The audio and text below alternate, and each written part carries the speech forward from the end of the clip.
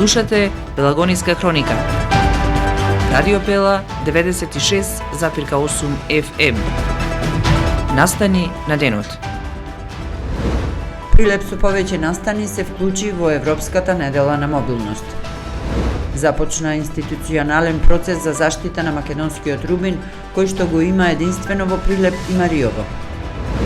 Низ цела држава не достигаат учебници. Вишокот ќе се прераспределува, а дел ќе се покрива со донации. Елеонора Костовска-Јовановска, вработена во прилепските детски градинки, во категоријата воспитувач е избрана за просветен работник на годината за 2024-2025 од Сојузот на просветни работници. Времето денеска сончево, утре преодна промена со дожд. Урбан маркетинг. Кога визијата станува реалност, довербата потикнува нови чекори. Роман Прилеп, 25 години сигурен превоз на патници. Комфорно и безбедно патување, со најголема грижа за секој патник.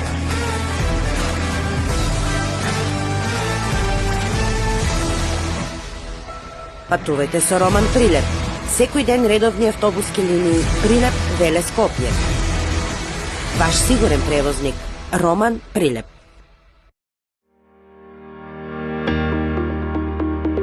Протектор Прилеп, македонско друштво за застапување во животно и неживотно осигурување. Протектор е вашиот заштитник од ризици на патиштата за автомобилска одговорност, каско и патничко осигурување. Протектор застапува при осигурување на вашиот приватен или деловен имот. Секоја успешна приказна се темели на самодоверба, сигурност и визија. Не дозволувајте животот да управува со вас, управувајте вие со својот живот, порачуваат од Протектор. Животно осигурување со Протектор, совршена комбинација на штедење и осигурување од ризици. Друштво за застапување во осигурување Протектор Прилеп на булевар кај пензионерското друштво. Телефон 073 555 006. Протектор.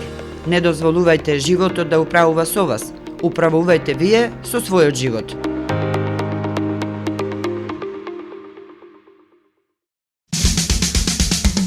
Треба да знаеш во секое време.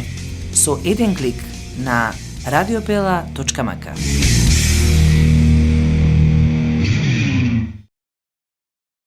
Урбан маркетинг.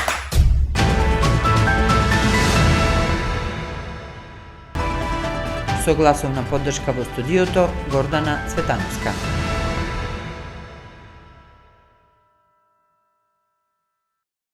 Општина Прилеп се приклучи кон Европската недела на мобилност, водечка кампања за подигање на свеста за одржлива урбана мобилност, што секоја година се одбележува од 16 до 22 септември и промовира промена во однесувањето во корист на активна мобилност, јавен превоз и други чисти, интелигентни транспортни решенија. За таа цел, креирана е еднонеделна програма со интересна содржина, за чија реализација ќе се вклучат граѓаните на општина Прилеп, Сдружение на граѓани, спортски клубови, сојузи, јавни предпријатија и други најразлични институции од градот, вели градоначалникот Борче Јовчевски. Нашата цел е да поттикнеме што повеќе наши сограѓани да ги променат секојдневните навики, со што ќе учествуваат во природен, односно здрав начин на превоз, со сигурен, одбегнувајќи автомобили, трчање, активирање на сите начини на барање на подобар, безбеден транспорт на патека.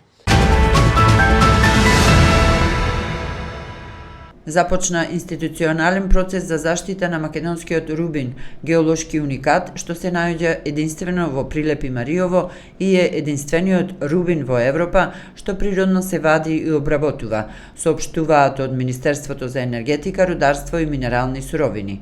На состанокот меѓу Министерството за енергетика, рударство и минерални суровини, Геолошкиот завод и Заводот за индустријска сопственост дефинирани биле конкретни чекори за да се обезбеди официјален статус на македонскиот рубин како заштитено национално минерално наследство. Рубинот, што се вади во Македонија, е геолошки и естетски уникат. Познат е како корунт со карактеристична малиново-розева боја, што се јавува поради присуството на хром во неговата кристална структура. Се наоѓа исклучиво во околината на Прилеп и во планините на Мариово, што го прави единствен природен рубин во копнената Европа, што се обработува локално. Покрај својата естетска и колекционарска вредност, тој представува дел од културното и историското наследство на земјата, символ на природната убавина и националната гордост. Низ цела држава недостасуваат учебници, но се обидуваме да обезбедиме донација за најголем дел од учебниците, рече денеска министерката за образование и наука Весна Јаневска. Поминаа повеќе од 2 недели од почетокот на учебната година, а голем дел од училиштата се уште не се комплетни со учебници. Јаневска на пресконференција на 11 јуни рече дека на 1 септември ќе ги има сите учебници, вклучително и за странски јазици од 1 до 9 одделение. Министерката денеска рече дека има несоодветно распоредени учебници во некои училишта, па каде има вишок ќе префрлаат во оние каде недостасуваат. На новинарско прашање дали ќе има одговорност за директорите кои не направиле добра проценка колку учебници требаат, министерката одговори дека за дел од проблемите се бараат и изнаоѓаат решенија и голем дел од учебниците ќе може да се надоместат на разни начини, со цел да се обезбеди стабилен систем за снабдување со учебници. Елеонора Костоска-Јовановска, вработена во јавната општинска установа Детски градинки Наша идни на Прилеп, во категоријата воспитувач е избрана за просветен работник на годината во делот на предучилишното воспитание и образование за 2024-2025 година од страна на колегите од Сојузот на просветни работници. Што значи ваквото признание за Костоска-Јовановска, бидејќи станува збор за признание од незините колеги. Таа говореше во програмата Радио што се гледа. Колку и да мислите дека не се забележува од самиот почеток вашата работа, сигурно дека понатаму ќе има резултат. Во секој случај вреднуван може да биде трудот, меѓутоа не очајувајте, продолжете само да работите. Временска прогноза. Времето денеска претежно сончево со слаб до умерен ветер од јужен правец. Кон крајот на денот облачноста ќе се зголеми. Минималната температура во Прилеп се спушти до 12, а максималната достигна 27 степени. Утре времето ќе биде променливо облачно, претпладне со локален дожд и грмежи, претежно во источните делови. Ќе дува умерен повремено засилен западен, а во источните делови северозападен ветер.